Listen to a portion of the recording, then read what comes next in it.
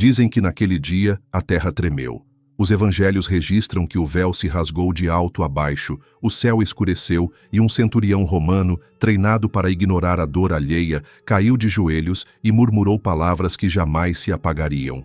Verdadeiramente, este era o Filho de Deus. Mas há algo ainda mais profundo do que tudo isso. Algo que aconteceu longe dos olhos humanos, fora do alcance dos sentidos terrestres. Algo que não foi relatado nas tábuas da história, mas que ecoa em cada página sagrada como um sussurro entre as linhas. O que sentiu o céu quando viu o Filho do Altíssimo sendo pendurado entre dois criminosos? Essa é a pergunta que poucos ousam fazer. E a resposta, talvez, seja ainda mais perturbadora do que se imagina. O céu se calou. Não por ignorância, não por covardia, mas por reverência absoluta. Há uma cena não registrada por nenhum dos evangelistas. Nenhum dos apóstolos a presenciou. Nenhum dos soldados, sacerdotes ou espectadores que estavam em Jerusalém naquele dia poderiam ter percebido. No entanto, foi a mais solene de todas as manifestações invisíveis. Ela não aconteceu no pátio do templo, nem nas ruas tumultuadas da cidade. Ela foi selada nos domínios espirituais mais altos, onde as hostes celestiais contemplaram, estarrecidas, o insondável plano do Eterno se revelando. Naquele instante, enquanto pregos atravessavam a carne do Verbo feito homem, um silêncio profundo desceu sobre os exércitos de luz. Serafins que costumavam cantar sem cessar, cessaram seu louvor. Querubins que giravam em meio a rodas de fogo pararam. E entre todos os que contemplavam o Cordeiro sendo elevado, dois se destacavam. 2 anjos. Não quaisquer anjos. 2 dos mais próximos da glória. Um deles era Miguel, o príncipe da milícia celestial. Guerreiro desde os primórdios, havia enfrentado o rebelde no princípio, expulsando-o do reino com espada flamejante. Um ser forjado na justiça e na lealdade incondicional. O outro era Uriel, o guardião do fogo e da verdade, aquele que carregava os mistérios do juízo, que sondava os corações e discernia o oculto. Eles não eram espectadores neutros, eram testemunhas conscientes de cada detalhe do plano eterno. Ambos estavam ali, não visíveis aos olhos dos homens, mas presentes de forma indiscutível. Enquanto a multidão zombava e os soldados repartiam vestes, Miguel observava o Filho do Altíssimo com os olhos marejados por uma dor que ele jamais havia experimentado. Uriel, ao seu lado, não empunhava sua chama de julgamento. Ele a mantinha contida, como se a própria justiça estivesse sendo julgada. A atmosfera em volta da cruz era espessa, mais densa que qualquer tempestade. O ar carregava um peso que nem mesmo os ventos ousavam perturbar. Era como se o próprio universo contivesse a respiração, temendo profanar com o som a santidade daquele momento. A terra assistia a uma execução. O céu reconhecia uma coroação. Miguel, acostumado a erguer sua espada diante do mal, ajoelhou-se, mas não em derrota, nem mesmo por tristeza. Ajoelhou-se por reverência, porque reconheceu ali algo que nenhum anjo jamais havia presenciado: o Rei do Universo entregando-se voluntariamente por amor. Um amor que desafiava lógica, protocolo e hierarquia. E Uriel, cuja missão sempre fora zelar pelo cumprimento da justiça divina, não pronunciou condenação. Ele apenas observava, com uma lágrima ardente escorrendo pelo rosto, silencioso como um escriba que testemunha a reescrita da eternidade. A cruz não era um poste de punição, era um trono em forma de dor. E naquele cenário, envolto em trevas e sangue, Miguel não viu um mártir. Viu o comandante supremo vencendo com uma arma que ele, o arcanjo guerreiro, nunca usara: a rendição. Não houve relâmpagos naquele instante, nem voz audível vinda do céu, nem terremoto que quebrasse as estruturas. Houve apenas um silêncio que dizia mais do que 1000 trovões. O filho estava obedecendo até o fim. Miguel caiu com o rosto ao chão. Uriel permaneceu em pé, mas com os ombros arqueados por um peso que nenhum anjo jamais carregara. Eles, que tantas vezes executaram ordens diretas do trono, agora apenas observavam, pois nenhuma ordem havia sido dada, nenhuma intervenção permitida. A redenção estava sendo escrita com gotas de sangue e os exércitos celestiais podiam apenas registrar o que jamais ousaram imaginar. Aqueles que estavam na terra viram um homem sendo crucificado.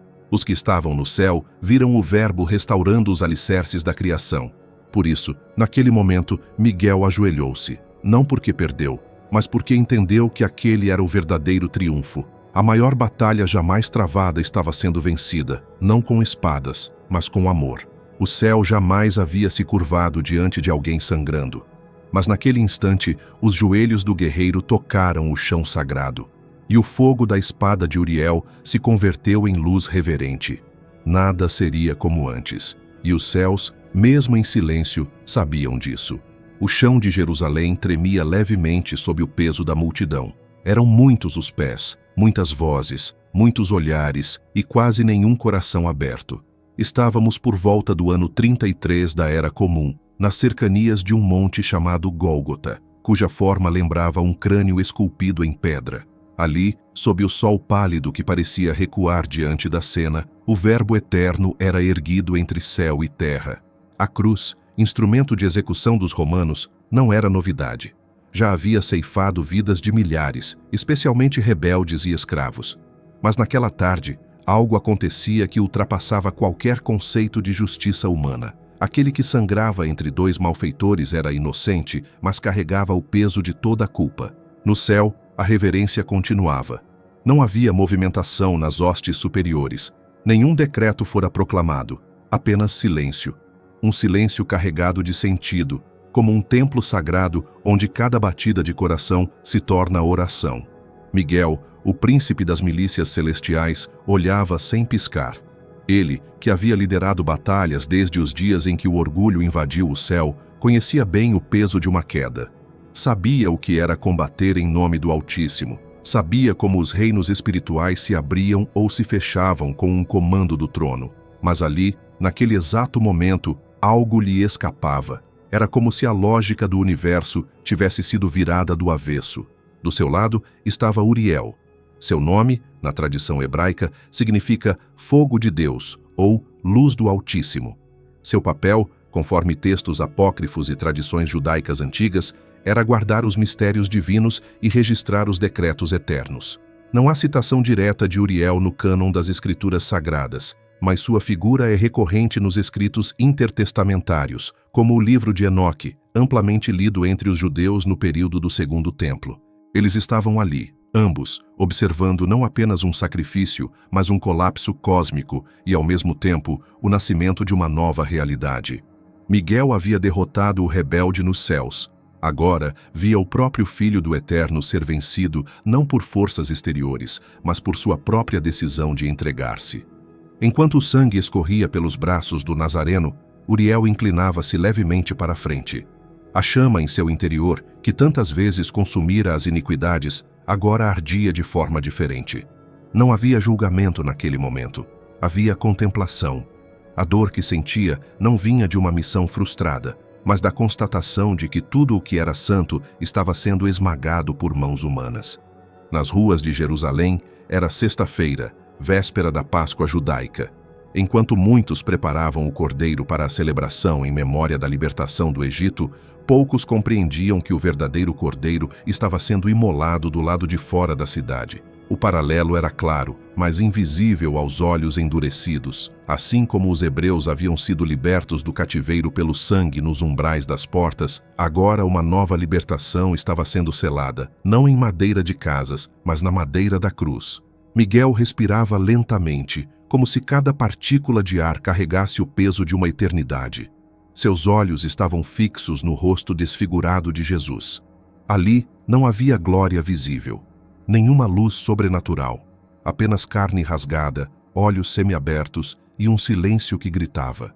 Uriel, por sua vez, não suportou o impacto de apenas assistir. Ele sabia que não podia intervir, pois o decreto que selava aquela entrega fora firmado antes do tempo começar. Mas mesmo assim, um impulso quase inconsciente o moveu. Com sua mão em chamas, estendeu-se na direção da cruz, sem tocar, apenas aproximando-se do sangue que escorria. Na tradição celestial, esse tipo de gesto nunca havia ocorrido. Os anjos sempre foram servos do plano, mas nunca participantes diretos dele. Todavia, a gravidade daquele momento redefinia tudo.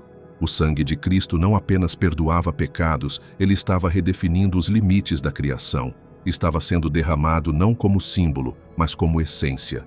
A lágrima que caiu do rosto de Miguel não evaporou. Não foi esquecida. Ela se tornou parte da história que jamais seria apagada dos registros eternos. Na terra, poucos perceberam. Alguns zombaram, outros desviaram o olhar. Mas Miguel e Uriel sabiam. Eles sentiam na própria essência que estavam diante da maior inversão já realizada. O Criador ferido por sua criatura. A luz sendo apagada aos olhos humanos, mas acesa nos domínios invisíveis. O céu não chorava por derrota, chorava por amor.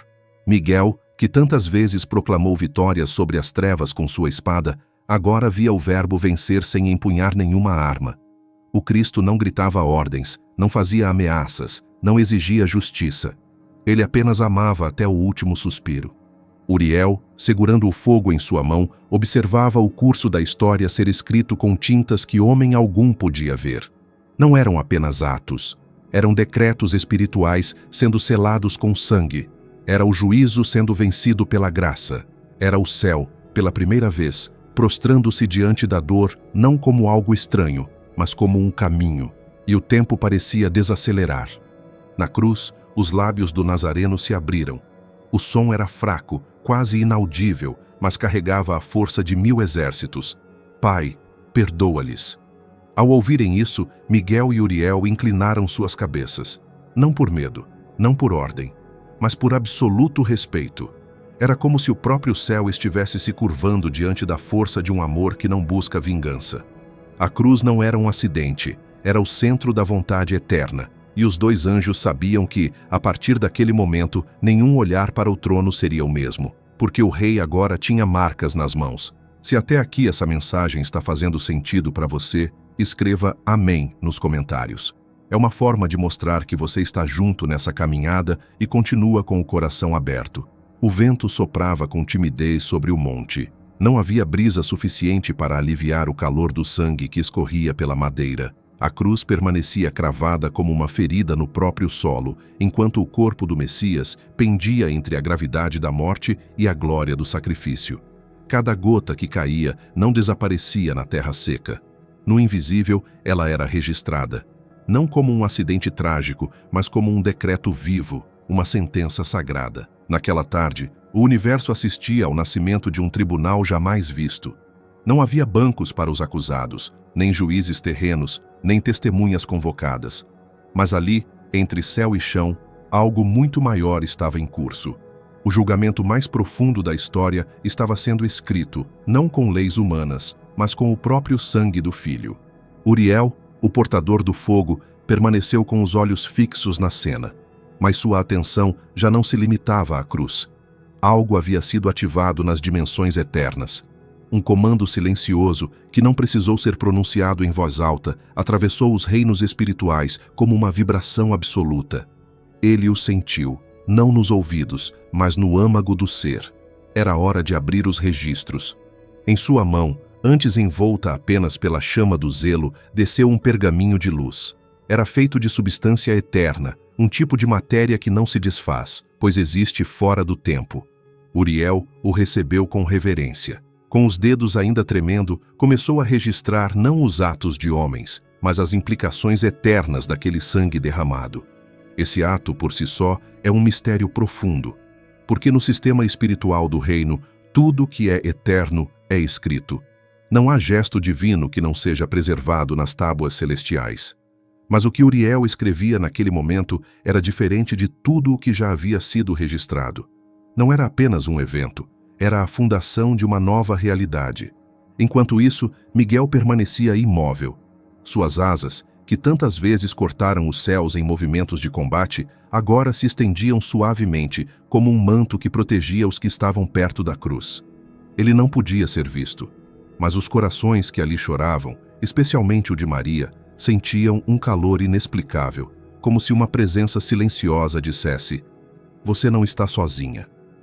O conceito de julgamento no mundo espiritual não está ligado apenas à punição. Julgar, nos termos bíblicos mais profundos, é estabelecer a verdade. É definir o que permanece e o que será desfeito. E naquele instante, o sangue do Cristo não estava apenas pagando uma dívida. Ele estava afirmando, com cada gota, que o amor havia prevalecido sobre a acusação. O apóstolo Paulo, décadas mais tarde, explicaria esse conceito em sua carta aos Colossenses. Ele escreveu que, na cruz, Jesus cancelou o escrito de dívida que era contra nós.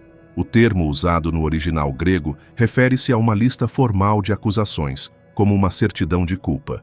E o que foi feito com essa lista? Ela foi cravada na cruz, rasgada pelo próprio sacrifício.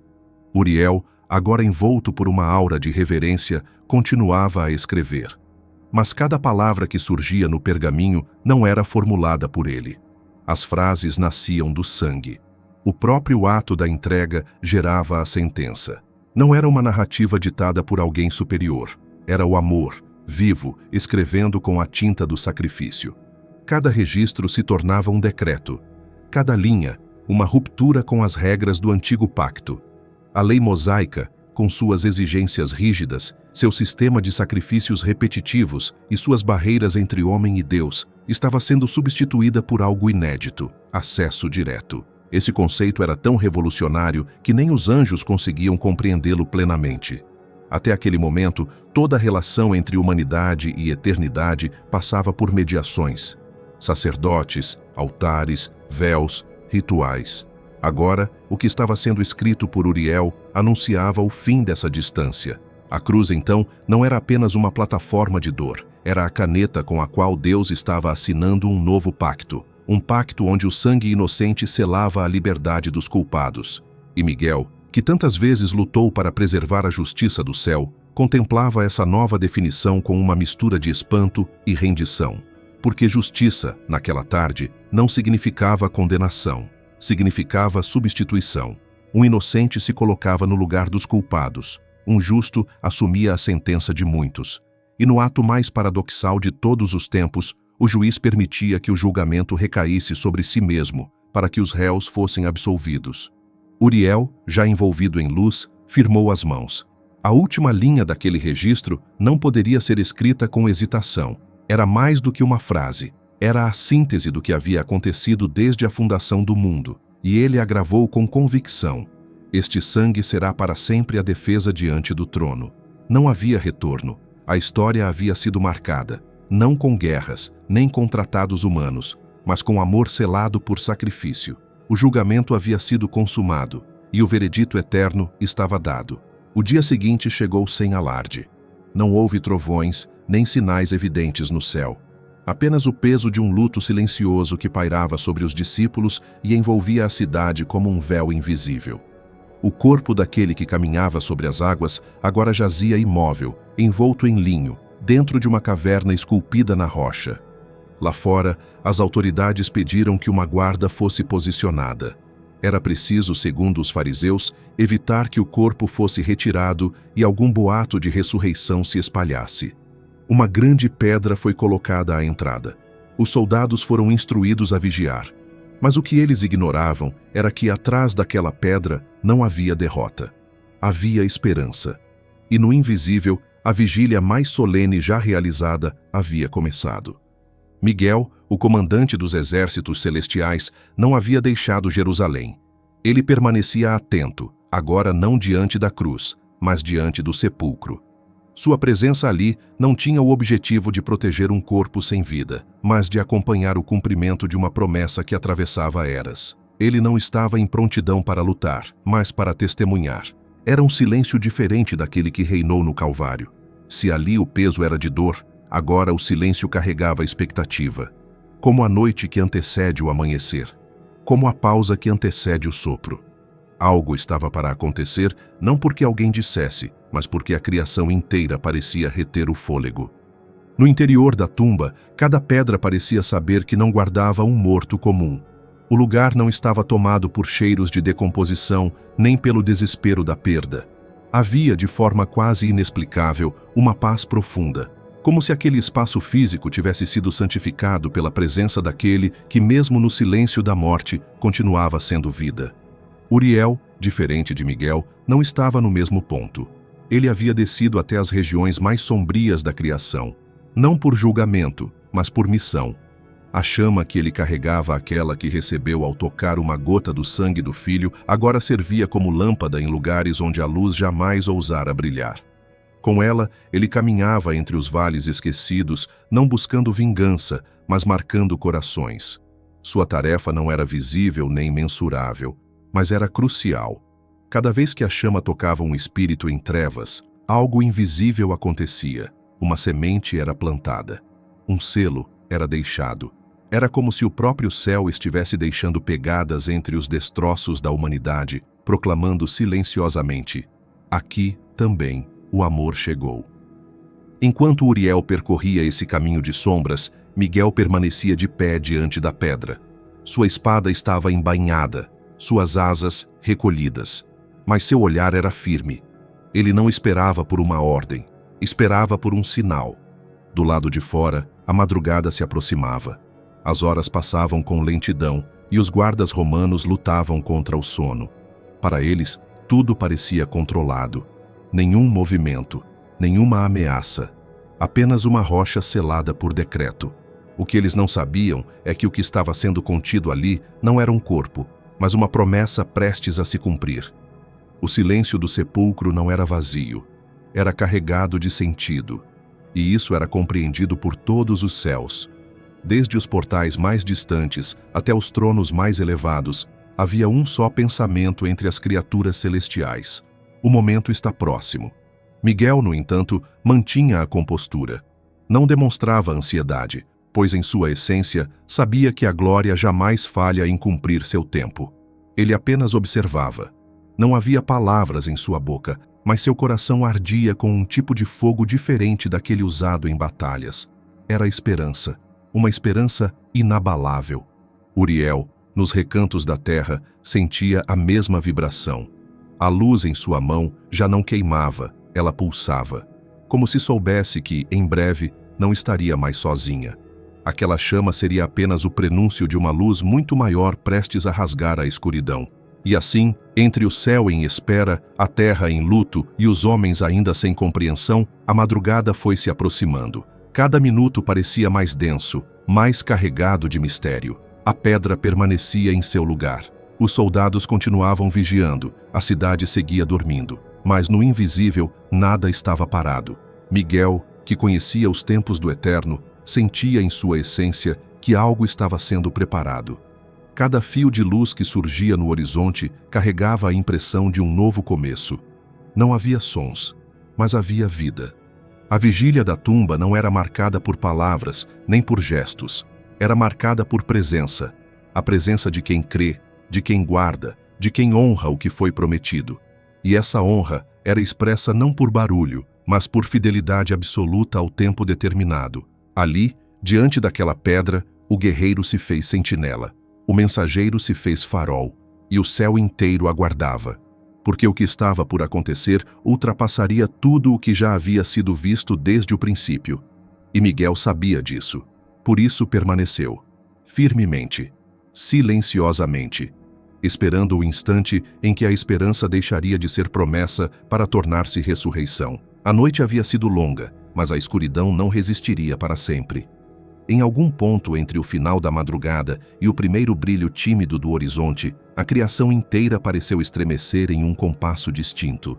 Não foi o ruído de trovões, nem o barulho de exércitos. Foi algo mais sutil e, ao mesmo tempo, infinitamente mais poderoso. A vida estava retornando. Miguel, que permanecera em vigília sem recuar um só instante, ergueu o olhar. Seus olhos, moldados por milênios de batalhas, agora refletiam um brilho que só podia vir do trono. A atmosfera ao redor da pedra começou a vibrar com uma energia que não pertencia a este mundo. Era como se o próprio tempo se inclinasse para testemunhar o que estava prestes a acontecer. Do interior do sepulcro, um movimento quase imperceptível se iniciou. Não era causado por mãos humanas, nem por forças naturais. Aquele corpo que estivera imóvel desde a tarde anterior começou a ser envolvido por uma luz indescritível, que não emanava de fontes externas, mas brotava de dentro. Era a própria essência da vida, tomando de volta aquilo que havia entregado. As faixas de linho que envolviam o corpo do Nazareno não foram removidas com pressa. Elas apenas perderam o sentido. A morte, que até então reinava sobre o corpo, foi desfeita sem alarde. Não houve gritos de vitória, apenas o som do impossível sendo refeito. Cristo abriu os olhos. e naquele instante tudo mudou. A luz que explodiu dentro da tumba não podia ser contida. Ela atravessou a rocha, tocou os céus, varreu as trevas espirituais e sacudiu os fundamentos da morte. Os guardas, que vigiavam do lado de fora, caíram por terra como homens atingidos por um vento invisível. O mundo natural reagiu sem compreender, mas no invisível, os céus irromperam em adoração. Uriel, que caminhava pelas regiões escondidas da existência, sentiu a vibração atravessar cada recanto onde a chama havia tocado. Aquela faísca que ele carregava agora encontrava sua origem. E onde quer que a morte pensasse que reinava, uma rachadura se abria, porque a vida havia voltado a respirar. Miguel deu um passo à frente. Sua espada continuava em repouso, mas seus olhos contemplavam algo que nem mesmo os anjos haviam imaginado ver. O Filho do Eterno, ressurgindo não como um homem frágil, mas como o Senhor da vida, vencedor sobre toda condenação. Dentro da caverna não havia pressa. O Cristo ressuscitado não se levantou com urgência, mas com autoridade. Não como quem foge da morte, mas como quem a derrota por completo. Seus pés tocaram o chão não com hesitação, mas com domínio. Seus olhos, que um dia olharam para os céus pedindo perdão por seus algozes, agora olhavam com a certeza de que tudo estava consumado. A pedra, selada por ordem imperial, não resistiu. Ela se moveu, não por esforço humano, mas por ordem maior. Era como se toda a criação reconhecesse: o autor da vida deseja passar. Do lado de fora, a manhã nascia. Não apenas mais um dia, mas o dia em que o destino da humanidade foi definitivamente alterado. Aquele que havia sido sepultado por mãos apressadas, agora caminhava de volta ao mundo, sem correntes, sem limitações, com marcas que não doíam, mas testemunhavam. Miguel ajoelhou-se, não por tristeza, mas por reverência diante da glória restaurada. Ele não via mais o corpo ferido e curvado pelo sofrimento. Diante dele estava o Rei, ressurgido em poder, com olhos que traziam a eternidade em seu olhar. Uriel, ao perceber a magnitude do que ocorrera, ergueu a chama que ainda queimava em sua mão, e naquele instante ela se fundiu com a luz que saía do Cristo ressuscitado. Não havia mais necessidade de vigiar trevas, a luz havia vencido. Na cidade, ninguém compreendia ainda o que havia acontecido. As ruas estavam tranquilas, os sacerdotes seguiam com seus rituais. Os discípulos continuavam em esconderijos, dominados pelo medo. Mas a realidade havia sido transformada de forma irreversível. O túmulo estava vazio, não por roubo, não por engano, mas por conquista. Em um jardim próximo, passos apressados se aproximaram. Era uma mulher. Seus olhos estavam inchados, sua alma dilacerada pela dor da ausência. Ela procurava o corpo de quem amava. Não esperava encontrar luz. Esperava chorar mais uma vez. Mas bastou ouvir seu nome. A voz que lhe chamou não precisou explicar. Não deu discursos. Apenas disse: Maria. E ela soube. Era ele. Não mais envolto em linho. Não mais ensanguentado. Mas presente, vivo, inegável. O mesmo que havia expulsado demônios de sua vida, agora se revelava como aquele que havia derrotado a própria morte. Miguel e Uriel observavam. Invisíveis, mas completamente envolvidos naquele momento. Não por obrigação, mas por privilégio. Eles sabiam que aquele reconhecimento à simples resposta de Maria era a primeira fagulha de um incêndio que incendiaria o mundo. Ela seria a primeira testemunha, a primeira a dizer: eu o vi. E isso seria o bastante para que, séculos depois, milhões se entregassem, não a uma religião, mas a uma pessoa viva, que venceu a sepultura e inaugurou um novo caminho entre os homens e o céu. Naquela manhã, não apenas um homem ressuscitou. A eternidade despertou entre os vivos, e o céu nunca mais seria o mesmo. O sol havia vencido a névoa da manhã, espalhando seus primeiros feixes sobre a cidade ainda adormecida. Em cada canto, uma nova história estava prestes a nascer, embora os homens ainda caminhassem com os olhos pesados. Maria partiu correndo do jardim, carregando nos pés a urgência de uma notícia que o mundo ainda não estava preparado para ouvir. A morte perdeu seu domínio. Cristo havia se levantado, mas aquele não foi um retorno silencioso ao comum. Ele não voltou para retomar o que foi interrompido. Voltou para estabelecer algo inédito. O tempo, que até então havia sido uma linha contínua de promessas e esperas, agora se curvava diante de um fato consumado. A eternidade havia se cruzado com a história em carne e sangue e saído vitoriosa.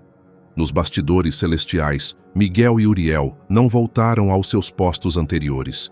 Eles não retornaram às fileiras de guerra como se tudo houvesse terminado. Pelo contrário, receberam novas designações, não de combate, mas de vigilância contínua sobre o que havia sido iniciado. O céu agora estava marcado. O trono permanecia no alto, mas seu acesso havia sido rasgado de cima para baixo. A separação não era mais uma sentença, era apenas uma escolha. Cada passo de Jesus após aquele terceiro dia carregava um novo tipo de autoridade. Ele não precisava mais explicar quem era. Seus gestos falavam por si.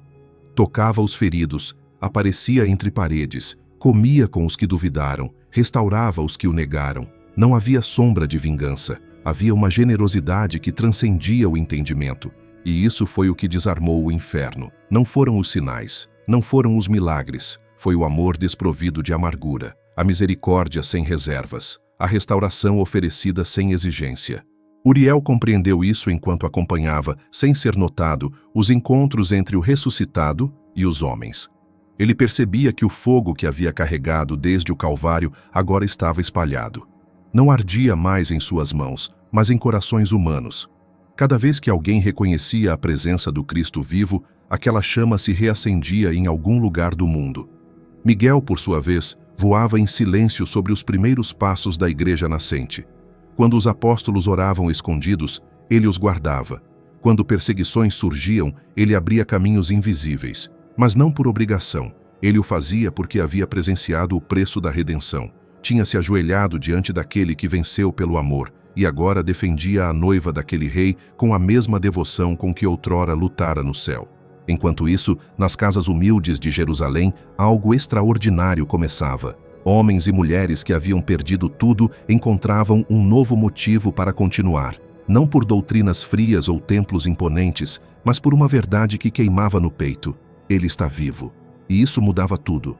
Séculos se passaram desde aquele dia. Impérios ruíram. Civilizações se reformularam. Novas línguas foram faladas. O mundo viu avanços, retrocessos, guerras, reconstruções. Mas em todos esses momentos, o eco daquela manhã nunca cessou. Porque desde aquele instante em que a pedra foi removida, nenhuma prisão espiritual teve o direito de permanecer fechada. Ainda hoje, há quem viva como se tudo tivesse terminado no Calvário. Há quem olhe para a cruz e veja apenas tragédia. Mas os que conhecem a história completa sabem, o túmulo está vazio, e isso é o ponto de partida. Não foi um final, foi um recomeço. O cordeiro que foi morto agora reina, e seu reinado não é imposto, é aceito. Sua glória não oprime, ela atrai. Seu amor não exige, ele transforma. E a pergunta que resta não é se ele voltará. Isso foi declarado por sua própria boca, com a mesma convicção com que predisse sua morte e ressurreição. A verdadeira pergunta é: quando ele voltar, encontrará fé? Encontrará corações ainda ardendo com o fogo daquele dia? Miguel e Uriel continuam suas missões. Eles conhecem o que foi selado. Sabem que a história ainda caminha rumo ao seu clímax.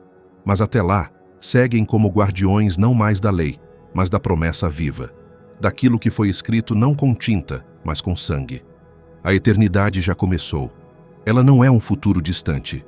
Começou ali, no momento em que os olhos do ressuscitado se abriram dentro da caverna. Começou no instante em que o amor se levantou com feridas que curam. E se você chegou até aqui, é porque ouviu o chamado sutil dessa história. Uma história que não termina com ponto final, mas com uma convocação silenciosa. Porque agora, os olhos do céu estão sobre a terra. E os passos do Rei, o mesmo que venceu a cruz, a morte e o tempo, já se aproximam novamente. A vigília continua, mas desta vez, não diante de uma tumba, e sim da eternidade que volta a se aproximar. Se você gostou do conteúdo e deseja apoiar nosso trabalho para que possamos continuar trazendo mais pesquisas e análises profundas, considere fazer uma doação de qualquer valor. Essa contribuição ajuda diretamente no crescimento do canal e na produção de materiais ainda mais ricos. Muito obrigado pelo seu apoio.